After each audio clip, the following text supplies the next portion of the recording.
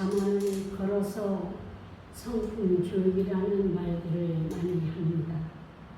한 인물을 단지 물질적인 개체로 둔 것이 아니라 한 인격체적인 사람으로 만들고 가르치고 다듬어서 공동체의 일원으로 세워가는 것을 인류는 힘써 왔습니다. 단지 어떤 분야의 지식을 가르쳐 얻어진 성과를 목표로 하는 일방적인 교육에 그치지 않고 각자 주어진 재능을 개발하고 심화시켜서 좀 더 완숙된 지식뿐만 아니라 그 지식을 사용할 때 인류의 공헌할 인재 육성에 많은 힘을 기울여 왔습니다.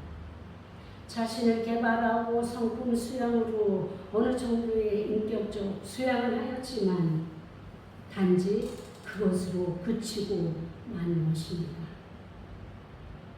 그러나 잠언은 제일 먼저 자신의 위치를 발견하는데 다른 각도를 요구합니다. 인생의 가장 먼저의 위치인 티끌과 흙, 먼지였던 그 상태를 시작으로 바라볼 것을 요구합니다. 그 티끌이 누구의 손에 의해 사람으로 만들어졌는지를 아는 것에 핵심적인 위치 선정을 하면서 그 자리에서 오늘 우리의 모습을 이루게 하신 창조주 앞에 서 있는 자신을 발견하게 하는 것을 바라고 있습니다. 그 창조주와 창조주로 인해 연결된 우리 이웃과의 올바른 관계를 맺을 것을 가르치는 것이 바로 오늘 12장의 잠언의 교훈인 것입니다. 많은 사람들은 인격 수양함으로 자신이 정말 깨끗하고 어떤 거룩한 삶을 살아가는 데에 초점을 맞췄다면 잠언은 이미 1장에서부터 9장까지 이 기본적인 것을 다 맞췄습니다. 바로 하나님 앞에서 어떻게 설 것인가 그것을 바라보고 있는 것입니다.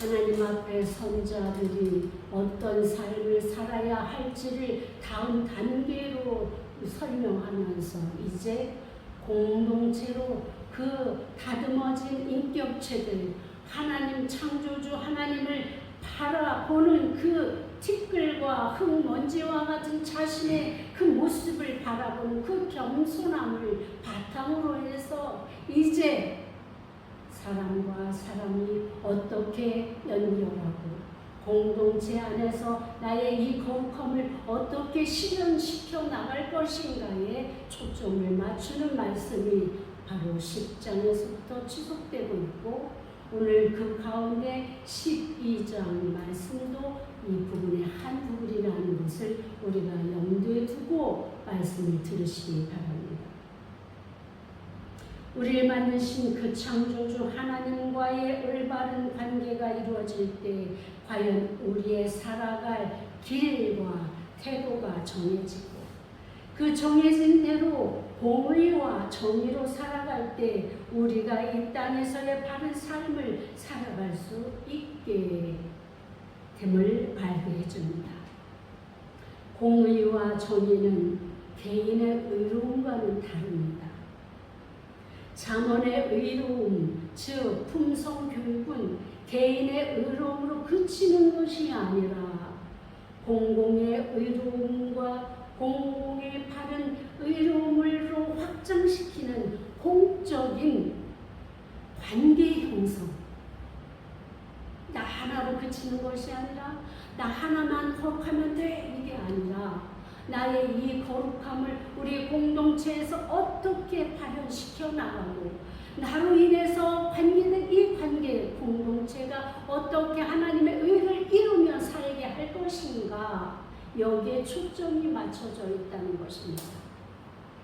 지금까지 우리는 나 하나면 잘 되는 나 하나면 깨끗하게 살는 나 하나만 주님의 말씀대로 살면 이것으로 그치고 마는 경우가 너무나 많습니다.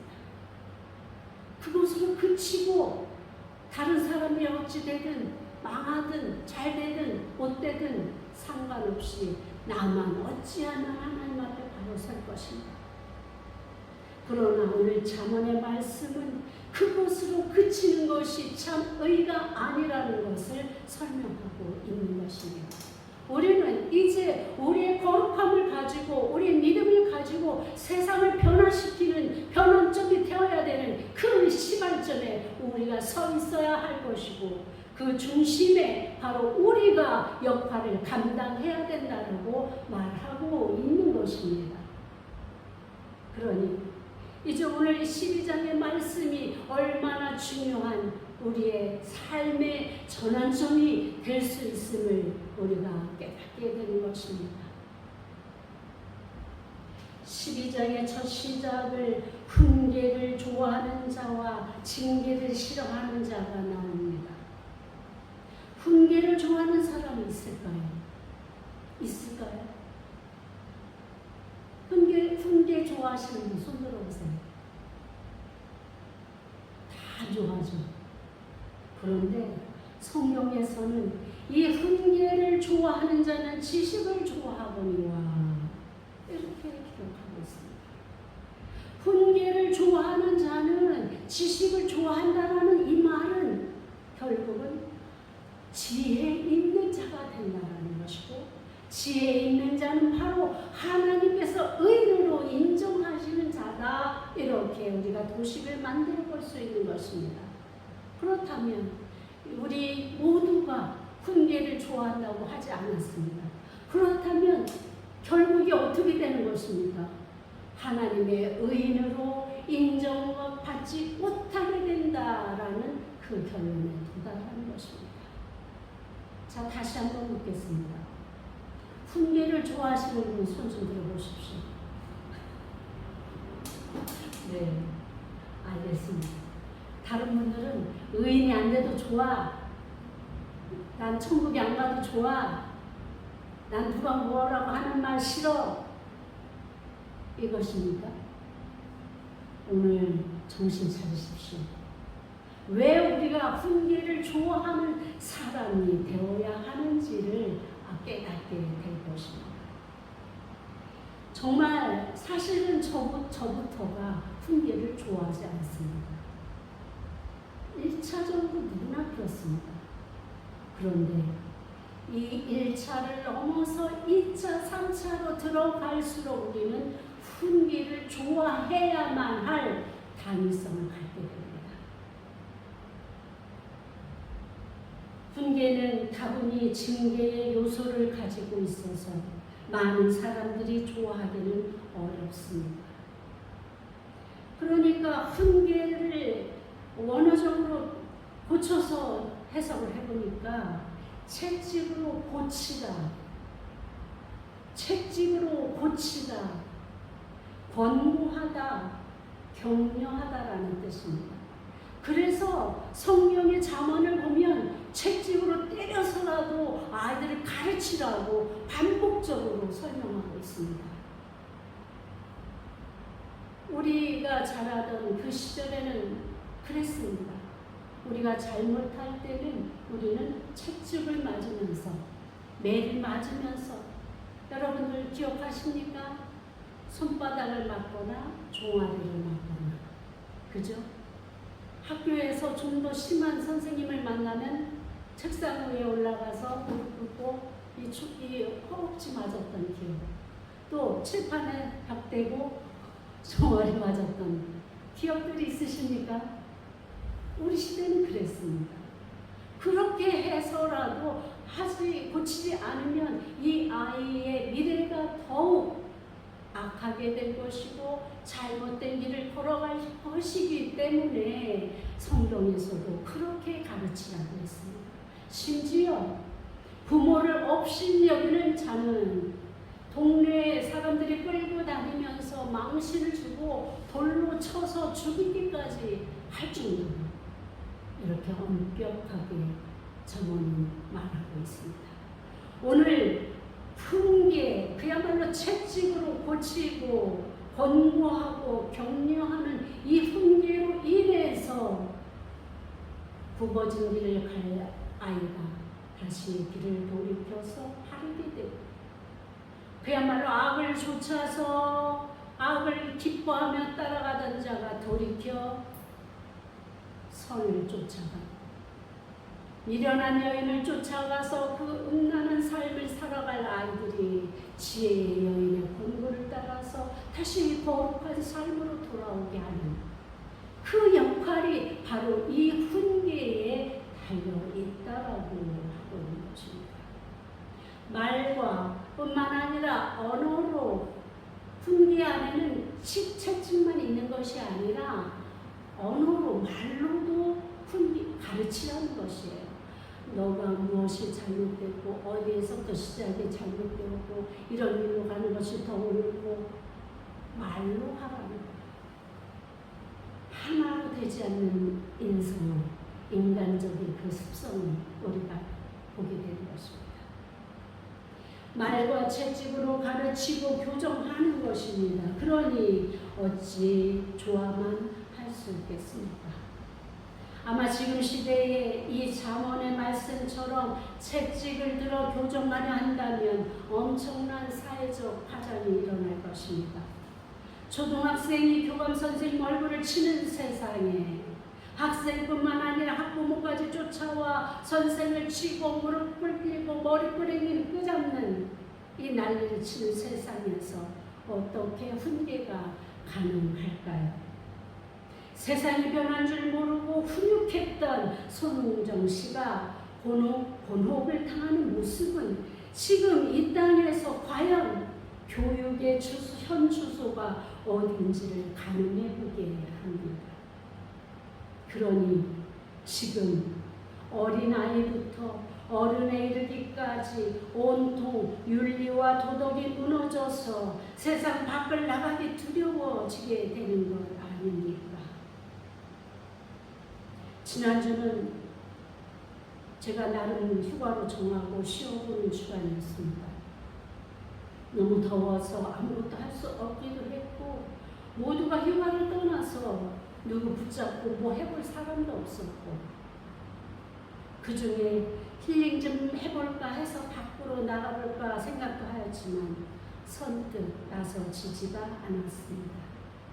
세상이 너무 험해서 괜히 밖에 나갔다가 험한 꼴 보게 되지는 않을까 하는 두려움으로 그저 교회에 그동안 밀렸던 일들만 같이 우리 전문가 하고 지났습니다. 정말 세상이 왜 이렇게 되었습니까? 그런데 훈계를 좋아하는 자는 지식을 좋아한다고 기록합니다. 어떤 훌륭한 사람들의 자서전이나 책들을 통해서 얻어지는 교훈은 많은 감동으로 다가오기도 합니다. 그래서 자신의 부족한 점이나 잘못한 것에 대해서 자책하기도 하고 회개하기도 하고 고쳐보려고 애를 쓰기도 해봅니다. 그러나 대면하여서 언어를 사용하거나 채찍을 가해서 훈계를 하려 할 때 우리는 많은 어려움을 겪게 됩니다. 특히 그 언어 말로 교육한다는 것이 지금 세상에서 얼마나 어려운지 모릅니다. 순종하는 것을 배우지 못한 아이들이 오히려 부모보다도 자신의 위치가 위로 착각하는 이 현 세상에서 어떻게 그들을 가르칠 수 있습니까? 오히려 자녀들이 부모를 가르치려고 하는 이 세상에서 어떻게 가르칠 수 있겠습니까? 그러면서도 우리는 해야 한다고 이렇게 성경이 말씀하기 때문에 우리는 다시 한번 이 부분을 살펴보려고 하는 것입니다. 언어로 사용할 때 우리가 중요하게 조심해야 될 부분이 있습니다. 그 언어 속에 우리의 감정이 섞이게 되면 우리가 정말 우리 아이들이 잘못한 부분에 대해서 분노가 일어나고 화가 치밀어서 그 감정을 가지고 아이를 가르치려고 한다면 그 언어 속에 우리의 감정이 섞이게 됩니다. 그때는 이미 교육의 차원을 떠나버린 것입니다.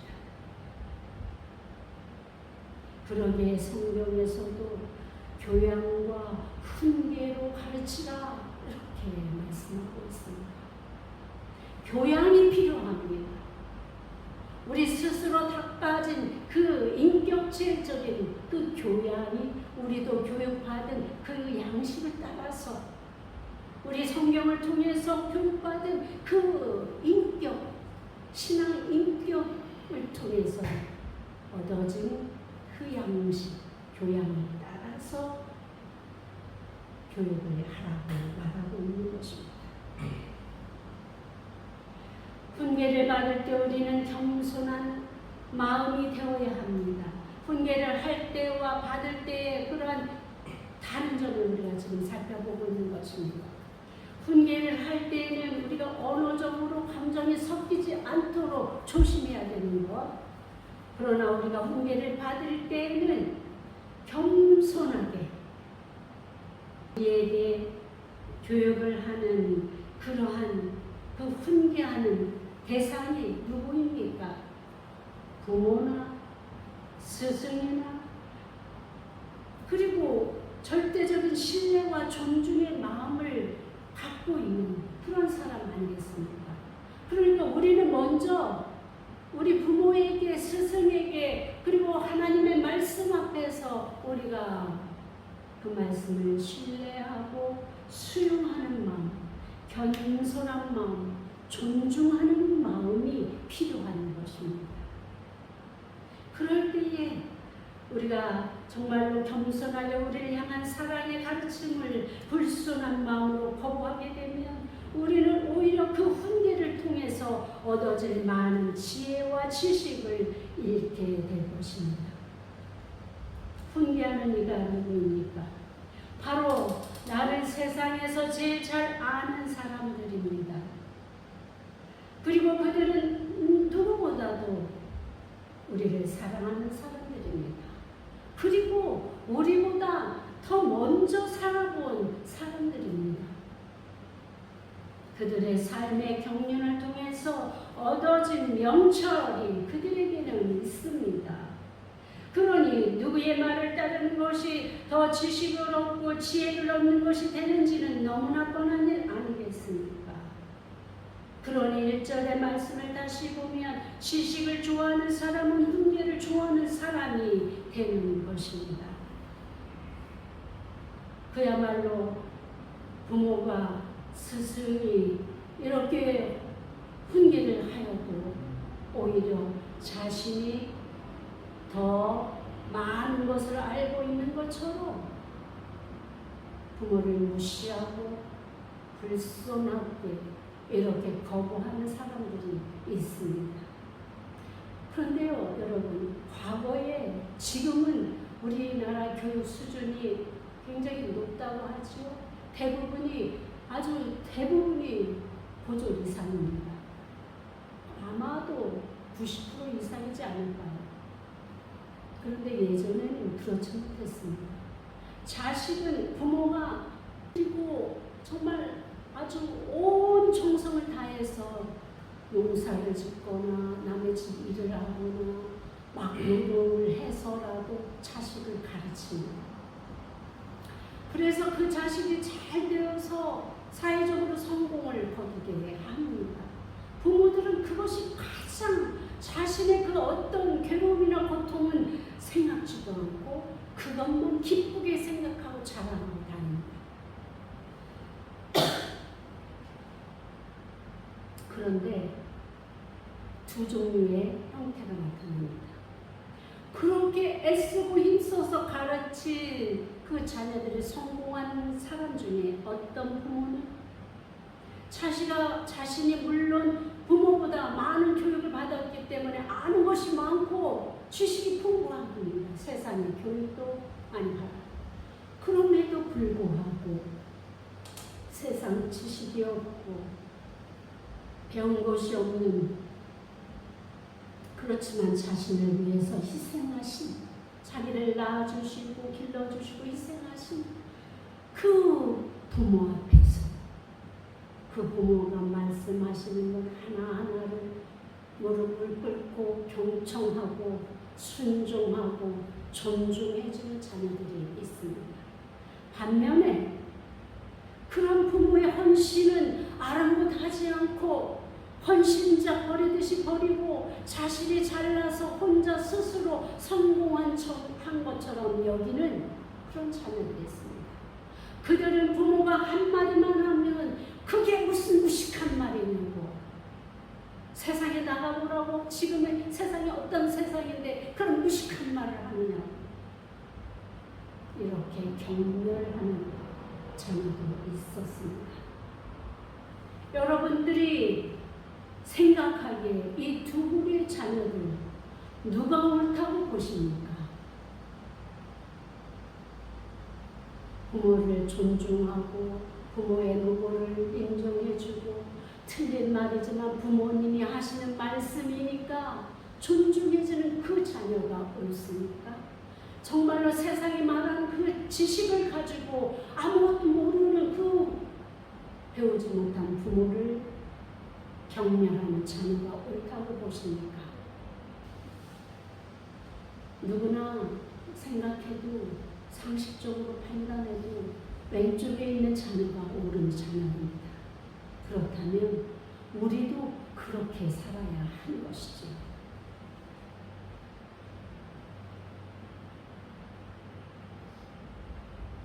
이제 그렇다면은 훈계를 할 때에 우리가 조심해야 될 점을 아까 감정에 치우치지 않도록 하라고 이야기했습니다. 그때는 지금 바로 잘못하는 것 그것만 가지고 이야기해야 되는 것입니다. 옛날엔 네가 이랬고 저랬고 그때는 뭐 했고 몇십 년 전 것과 같이 다 끌어당겨가지고 이야기하면 교육이 되지 않는 것입니다. 과거에 너가 그랬던 것 다 잊어버리십시오. 지금 이 시간에 잘못한 그것을 가지고 훈계하라는 것입니다. 그렇게 할 때 훈계를 받는 사람도 그야말로 순종할 수 있고 서로가 마음이 상하지 않고 교육이 이루어진다고 이야기하는 것입니다. 당연히 하여야 할 훈계임에도 받아들이지 않으면 어쩔 도리가 없는 것입니다. 아무리 교육해도 받아들여지지 않으면 우리는 기도할 수밖에 없어요. 기도할 수밖에 없고 정말 첫 병을 두고도 그걸 돌고 돌아서 모진 고난과 어려움과 그런 고통을 다 겪고 난 뒤에 라도 돌아오기만을 바랄 수밖에 없습니다. 모든 부모들은 이렇게 훈계하는 이유가 목적이 무엇입니까? 그 혼자 생각해본 이 살아보지도 않은 인생을 살려고 애쓰고 수고하는 이 험난한 굽은 길을 걷지 않고 부모가 살아본 그 길, 첩경, 결론으로 그 부모도 살면서 실수하기도 하고 넘어지기도 하고 잘못된 길을 가기도 했지만 살아보니 결국은 이 길이 바른 길이었더라라는 것을 가르쳐주는 것 아니겠습니까? 그런데도 불구하고 수용하지 않으면 어쩔 수 없습니다. 몸소 자신이 그 고난을 다 겪고 세월이 다 허비되고 마지막에서는 비참함 속에 남게 되는 것을 스스로 겪게 될 것입니다. 다음에는 징계를 싫어하는 자가 나옵니다. 놀랍게도 이 징계를 싫어하는 자를 짐승과 같은 자로 표현합니다. 자, 다시 한번 우리 되새겨봅시다. 훈계를 좋아하지 않는 분 하니까요. 어떻게 했어요? 결론은 그 당시에는 짐승이었던 거예요. 훈계를 싫어하던 그 당시에는 짐승과 같다 이렇게 잠언은 기록하고 있습니다. 짐승과 같은 자는 어떠한 사람입니까? 그러한 사람은 말씀을 멸시하는 자요, 기준과 규범이 없는 자고 본능에 충실한 자가 되어서 자기 고집으로 살고 자기 지식으로 살고 누가 뭐하라 해도 소통도 하지 않는 불통의 사람, 능력이 없이 그야말로 소귀의 경일기와 같이 자기 안에 자기를 가두어 놓고 사는 사람을 말한다고 이렇게 해석하고 있습니다. 짐승들이 자기 본능에 충실하여서 먹는 것, 자는 것에, 그리고 자기 본능에, 그 자녀들을 위한 그런 본능에만 충실하게 사는 것처럼 어미인지 자식인지 분별하지 않는 그들의 본능을 우리가 생각해 본다면 과연 내가 정말 훈계를 싫어하는 것이 이렇게 본능에만 충실하게 사는 삶이었구나라는 생각해 볼 때 얼마나 끔찍한 일입니까? 몇 년 전에 그런 캐치프레이즈가 유행한 적이 있습니다. 본능에 충실하라. 들어보셨습니까? 그런데요, 성경은 이 본능에 충실한 자를 짐승이라고 표현하고 있습니다. 사람은 본능에 충실하면 안 되는 것입니다. 본능이 있지만 그 본능을 하나님의 말씀에, 인간관계의 사회적 공동체의 기준에, 규범에 맞추어서 살아가야 된다고 합니다. 왜 그렇습니까? 사람 안에는 하나님의 형상이 있기 때문인 것입니다.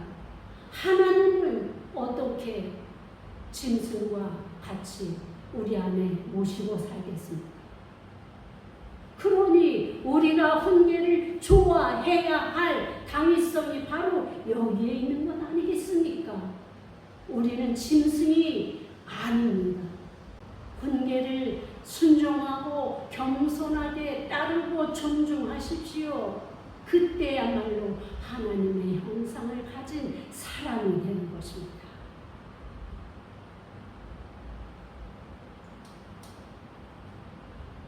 선인은 여호와께 은총을 받으려니와 악을 꾀하는 자는 정죄하심을 받으리라. 선인으로 산 자와, 다시 말하면 의인으로 선한 일을 하며 사는 자와 악인으로 산 자의 결말이 다르다고 2절과 3절을 이야기하고 있습니다. 악인은 굳게 서지 못하지만 선인은 의인의 뿌리는 움직이지 아니하리라. 이렇게 기록하고 있습니다.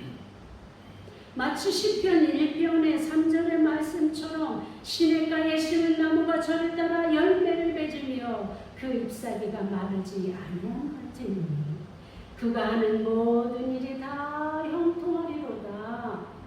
아멘.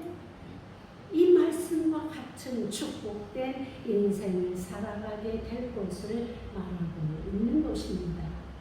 4절, 어진 여인과 욕을 끼치는 여인이 나옵니다. 어진 여인은 지혜로운 여인입니다.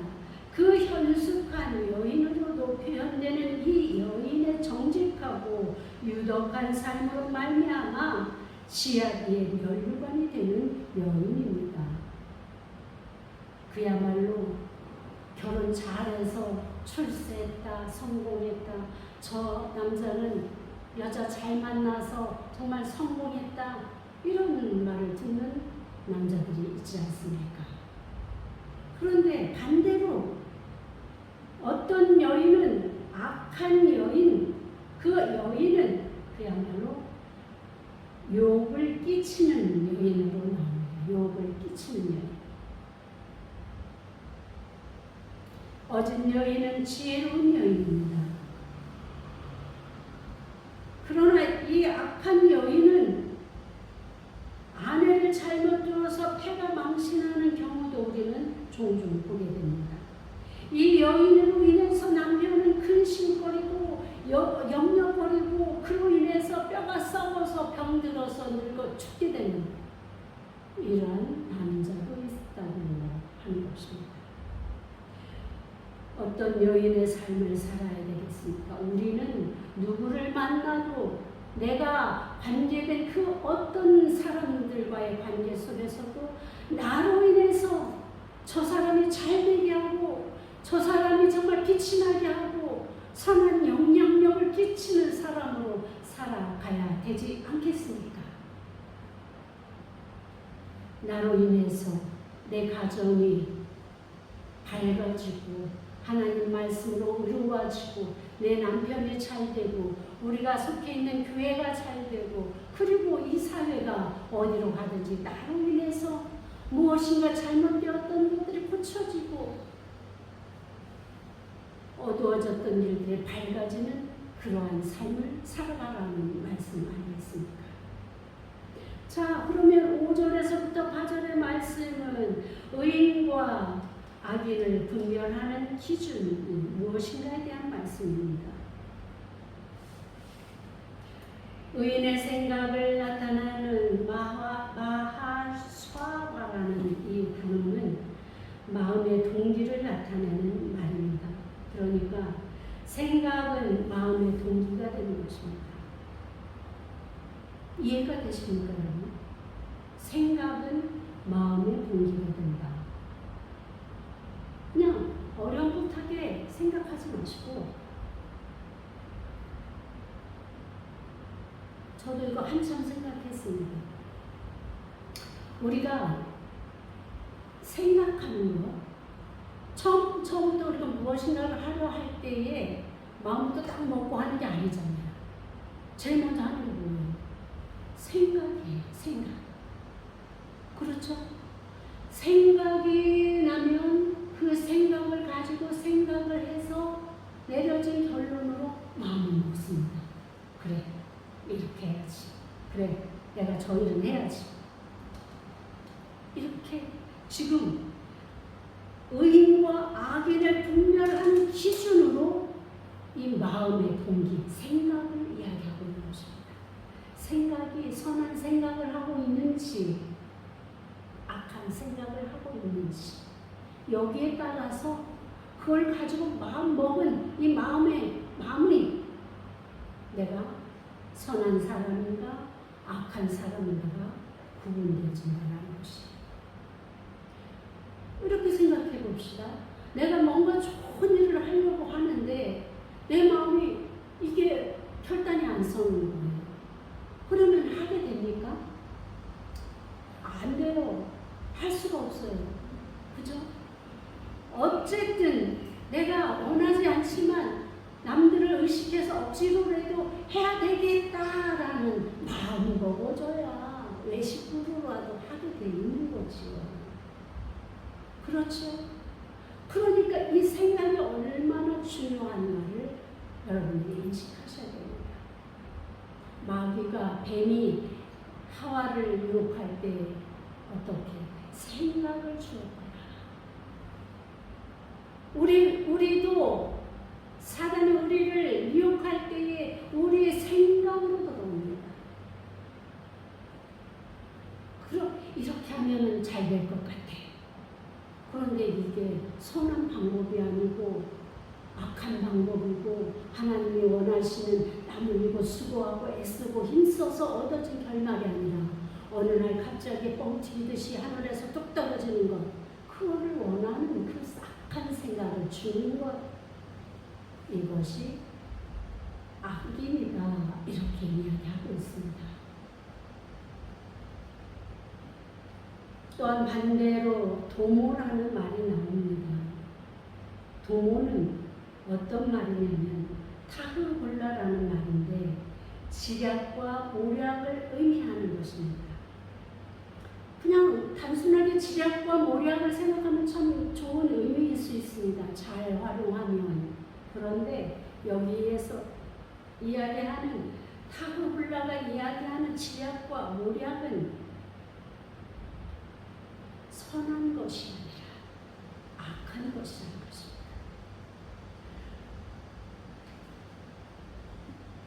개역 개정에서는 의인과 악인의 기준을 정직과 속임으로 이렇게 이야기합니다. 그런데 6절에 악인의 도모하는 것은 다른 사람의 피를 흘려서 자신의 이득을 취하는 것, 이거를 도모하는 거예요. 그거를 생각하고 그걸 마음에 결심하고 그거를 행하는 것, 이것이 타구불라라는 거예요. 우리 번역된 말로는 같은 말이지만 원어의 그 단어의 뜻은 이렇게 차이가 있습니다. 그러니까 악인은 도모하는 것이 누구를 희생하고 얻어지는 결실, 그걸 원하지만 의인 정직한 자는 사람을 구원하는데 이것을 사용한다는 것입니다. 7, 8절은 의로운 삶과 불의한 삶의 극명한 결과를 개인적 차원과 공동체적 차원에서 보여줍니다. 의인의 삶은 개인적으로는 지혜와 정직으로 칭찬받는 삶을 살고 의인의 집 전체가 굳건하게 지속되는 삶을 살게 되지만 악인의 삶은 개인적으로는 거짓으로 인해서 손가락질 당하고 그의 모든 삶이 철저히 파멸되고 소멸될 뿐만 아니라 자녀들까지도 남아있게 하지 않는 그런 엄청난 징계를 받게 된다고 이렇게 선포하고 있는 것입니다. 너무나 무서운 말씀이지요. 악인이 왜 우리가 피해야 되고 하지 말아야 될 그 삶인지를 우리의 삶의 결말을 보게 되면 당연한 것으로 결론 지을 수 있습니다. 그런데 우리는 그것을 보려고 하지 않습니다. 들으려고 하지 않습니다. 그 훈계를 경멸하고 따르지 않기 때문에 그 악인의 결말을 보지 않게 되고 자신의 삶을 구별하지 않게 되는 것입니다. 9절에서 12절을 보니까 의로움과 불의함의 삶에 대해서 교훈합니다. 특별히 2절은 재물에 대한 교훈을 하는 것입니다. 의인은 재물을 누리지만 악인은 핍절한 삶을 산다는 것입니다. 그러면 무엇으로 풍부와 결핍을 결정하는가입니다. 첫 번째 차이는 긍휼과 잔인의 차이입니다. 의인은 긍휼을 베푸는 자이고 악인은 잔인한 자라는 것입니다. 심지어 그 긍휼과 잔인이 나타내는 그 지점에 누가 있는지 보십시오. 한번 보겠습니다. 의인은 자기의 가축의 생명을 돌보나 악인의 긍휼은 잔인이니라. 의인은 자신이 돌보는 가축마저도 긍휼을 베풀고 불쌍히 여기고 잘 돌보는 그런 삶을 산다는 것이에요. 가축마저 그렇게 산다면 그가 관계된 사람들과는 어떠한 삶을 살겠습니까? 그런데 악인은 그 가축들마저도 잔인하게 대한다는 것입니다. 그러니 이 악인이 대하는 이 관계된 이 관계망 속에 있는 사람들과의 관계는 어떠하겠습니까? 자비와 긍휼과 인자는 일절없고 오직 잔인과 포악과 폭행과 이런 악한 것들로만 있기 때문에 이렇게 의로움과 불의함의 첫 번째 기준이 긍휼과 잔인이라고 이야기하고 있는 것입니다. 긍휼을 베푸는 자에게 이미 약속하신 하나님의 축복을 기억하실 것입니다. 하나님은 긍휼히 여기는 자를 긍휼히 여기십니다. 구워주는 자에게 갚으시는 분이십니다. 상대의 범핍한 사람 앞에서 과도히 아끼며 자신의 배만 채우는 자를 잔인한 자로 여기사 그에게 심판으로 갚으시는 분이십니다.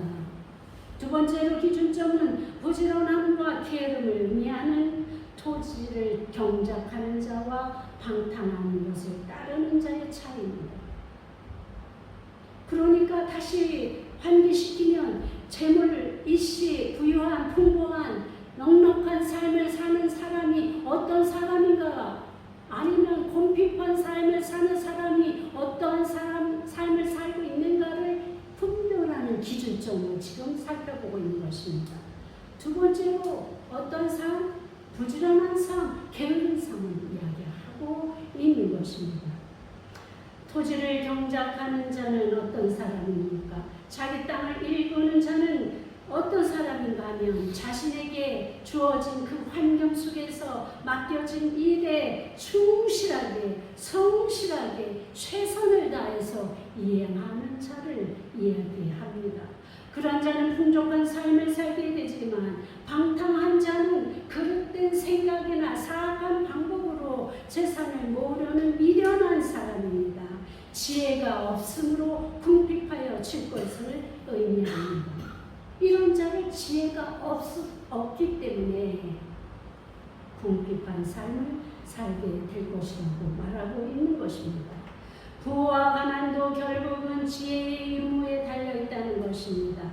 12절은 세 번째로 불의의 이익을 추구하는 것과 불의로 말미암아 결실하게 될 것에 대해 말합니다. 불의한 이익을 탐하는 악인의 태도와 불의로 말미암아 결실을 누리는 의인의 복의 결과가 대비되어 있습니다. 악인이 추구하는 악한 방법과 태도로 이익을 추구하고자 하나 일시적일 수는 있지만 지속적일 수는 없다라는 것을 말하고 있습니다. 악인은 과정을 건너뛰고 열매만을 바라봅니다. 어떻게 해서든 어떤 수단과 방법을 가져서든 이것만 얻으면 돼. 이게 악인이라는 거예요. 그 악인의 그 결실은 하나님께서 여지없이 무너뜨려 버리겠다라고 말씀하고 있습니다. 그러니 결국 남는 것은 아무것도 없다라는 거예요. 계속 반복적으로 궁핍한 삶이 반복되어지는 거예요. 그 삶을 그치지 않는 이상 그의 삶은 인생의 끝까지 지속되고 말 것이라는 엄청난 말씀을 하고 있는 것입니다. 그러나 의인은 뿌리로 말미암아서 지속적으로 열매를 얻게 될 것임을 나타냅니다. 성경에서 나무를 많이 비유합니다. 복을 준 그것을 설명할 때 나무를 많이 설명하는데 뿌리 깊은 나무, 시냇가에 심은 나무, 이들이 그야말로 복받는 나무의 표현입니다. 여기에서 그 뿌리를 잘 가꿈으로 인해서 엄청난 열매가 지속적으로 반복적으로 오래 얻은 결실이 내림에 그치는 것이 아니라 열매를 딴 다음에 다시 또 그 뿌리를 튼튼하게 하고 가지를 치워주고 잘 가꾸게 또 내년에도 그 열매를 얻게 되고 이렇게 계속된 열매를 따서 먹고 사는 자의 풍요로움을 설명하고 있는 것입니다. 열매를 바라보는 자, 열매만을 바라보는 자, 뿌리를 집중해서 지키는 자, 어떤 삶이 지혜로운 삶인지 판단되실 것을 믿습니다. 심은 대로 거둔다라는 단순한 자연적 순리에 대한 그러한 결과 교훈뿐만 아니라 이 뿌리는 바로 우리 마음의 뿌리, 주의 말씀으로 채워진 이 마음 밭을 잘 가꾸는 자, 그 삶이 의인의 삶이고 지혜의 삶이고 그리고 구원받은 풍족의 삶이고 복의 삶을 살아가게 될 것을 오늘 말씀하고 있는 것입니다. 재물에서 의로운 자가 실생활과 성품에서 의로울 뿐만 아니라 실생활에서 의로운 자가 재물에서 의롭다는 사실을 보여줍니다. 다시 말하면 우리가 이 재물을 가지고 우리의 관계된 이 관계망 속에서 어떻게 살아가느냐에 따라서 그 사람이 의인이냐 악인이냐가 결정된다고 하는 것입니다. 마음에서 그치는 것, 그야말로 우리가 말씀을 듣고 깨닫고 그리고 나서 끝이면 마음으로 그치는 것입니다. 그런데 오늘 이 잠언이 교육하고 있는 것은 마음에서 그치지 말라는 것입니다. 마음에서 붙이지 말고 이것을 우리와 관계된 이 관계망 속에서 펼쳐나가는 것이 나누어주고 베풀고 구워주고 저들을 살리고 저들에게 긍휼과 자비를 베풀면서 살아가는 자만이 진정한 지혜자요 의인이라고 말씀하고 있는 것입니다. 그러니 결국 우리 하나님은 우리의 마음의 중심을 보시는 분이시지만 나아가서 우리의 삶의 모든 현장을 보고 계십니다. 마음에 그치는 것, 현장에서 우리가 실천하는 것, 이 두 가지가 하나님이 보시는 의인인지 지혜로운지를 분별하는 기준이라는 것을 우리가 오늘 배웠다면 오늘부터 우리의 삶이 어떻게 달라져야 하겠습니까? 훈계를 좋아하는 사람이 되십시오. 훈계를 사랑하는 사람이 되십시오. 말씀을 붙들고 우리의 생각을 지키는 사람들이 되십시오.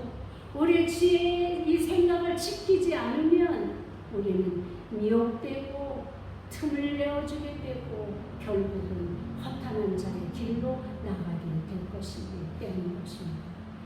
그리고 나서 마음에 결론되어진 것을 가지고 우리가 하나님을 높이는데 하나님의 말씀을 실천하는데 이웃을 사랑하는데 잘 살아가십시오. 그렇게 해서 우리도 주님께로부터 의인이구나 지혜롭구나 축복을 주겠다라고 하시는 하나님의 음성을 듣게 되는 삶으로 나아가게 되는 우리 모든 성도들이 되시기를 주님의 이름으로 축복합니다. 하나님 아버지 그렇습니다. 우리의 지혜대로 우리의 삶대로 우리의 것으로 살아가서는 결국은 망할 수밖에 없음을 오늘도 우리는 배웁니다. 하나님 이전에 우리가 싫어했던 그 징계 그 훈계를 아버지 이제 우리를 사랑하게 하시고 주님의 말씀을 통해서 들려주는 아버지 우리가 비록 그 훈계로 인해서 마음이 찢어지고 우리의 아버지 하는 상함이 있을지라도 하나님 오히려 그것을 기뻐하는 자가 되게 하여 주시옵소서. 아버지 하나님 눈으로 아버지 범죄하거든 눈을 뽑아라고 하셨던 것을 우리가 기억합니다. 그때 아버지 우리가 훈계 앞에서 철저하게 낮아지게 하시고 겸손한 자가 되어서 주님의 말씀을 아버지 존중하며 살아가는 저희 모든 성도들이 되게 하여 주옵소서. 예수님의 이름으로 감사하며 기도하였습니다.